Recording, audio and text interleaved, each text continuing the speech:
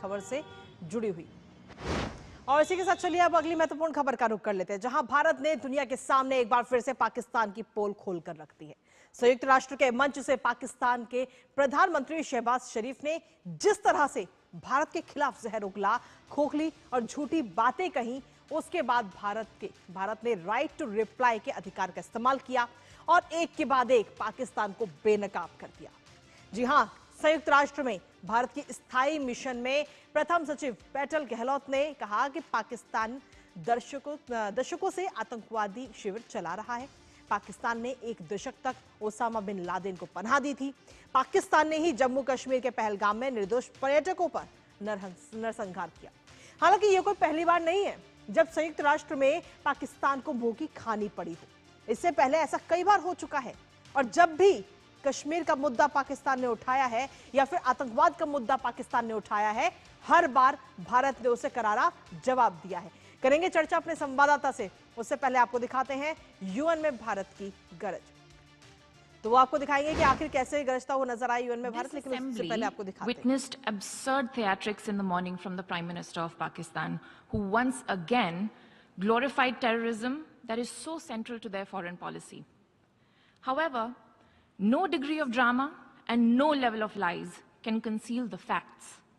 This is the very same Pakistan which, at the UN Security Council on 25th April 2025, shielded the Resistance Front, a Pakistani-sponsored terror outfit, from the responsibility of carrying out the barbaric massacre of tourists in the Indian Union territory of Jammu and Kashmir.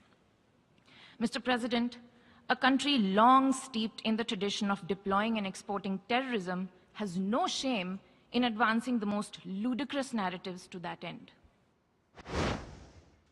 और इसके बाद में petal Gehlot ने आगे कहा कि भारत की आतंकवादी और उसके प्रायोजक दोनों ही बर्दाश्त नहीं है भारत को। भारत किसी भी हाल में परमाणु ब्लैकमेल नहीं सहेगा।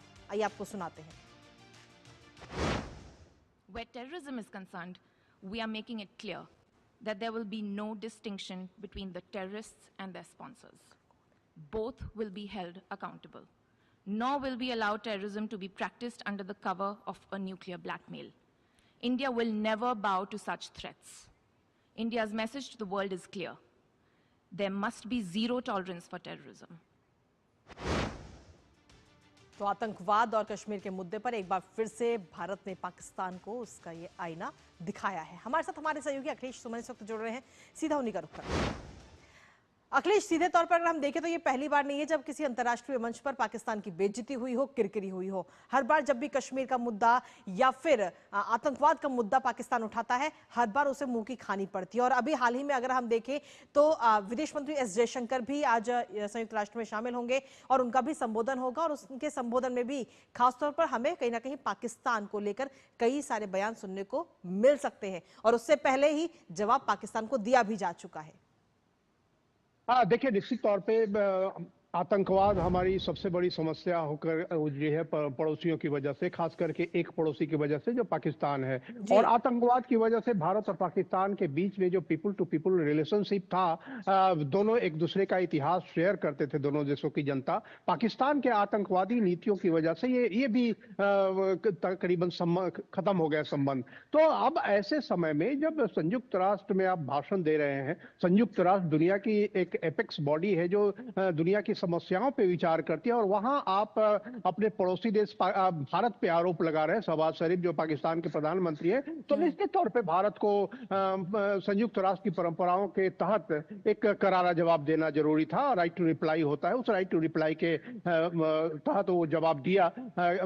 और देखिए, उन्होंने जो जवाब दिया उसने साफ साफ पे कहा कि पाकिस्तान को स्पॉन्सर के रूप में टेरर के, और उसके अलावा पाकिस्तान को पूरी दुनिया यह जान चुकी है कि पाकिस्तान किस तरीके से न सिर्फ स्पॉन्सर है बल्कि पाकिस्तान वहां टेरर बनाने की फैक्ट्री है, और उस फैक्ट्री में लोग बाहर भी जाते हैं और उस फैक्ट्री में दुनिया के जो सबसे बड़े आतंकवादी हैं वो भी आकर पनाह लेते हैं। और ओसामा बिन लादेन का उन्होंने वो उदाहरण दिया, वो जिस ओसामा बिन लादेन को छुपाए हुए थे। तो निश्चित तौर पर भारत को यह जवाब देना था संयुक्त राष्ट्र के मंच पे, और भारत ने यह जवाब दिया। दुनिया को एक बार फिर सेंसिटाइजेशन होना जरूरी है कि आतंकवाद की मौजूदगी में दुनिया का कोई भी सहयोग नहीं चल सकता है। आप दक्षिण एशिया की तो बात छोड़ दें, आप पूरी तरह देखें कि अफ्रीका में भी क्या स्थिति है। पूरी दुनिया में आतंकवाद एक बड़ी समस्या के रूप में है और उसके लिए पाकिस्तान जैसे टेरर स्पॉन्सर को निश्चित तौर पे कड़ा जवाब मिलना चाहिए और भारत ने दिया। और भारत ने यह भी अपील की कि पूरी दुनिया के देशों को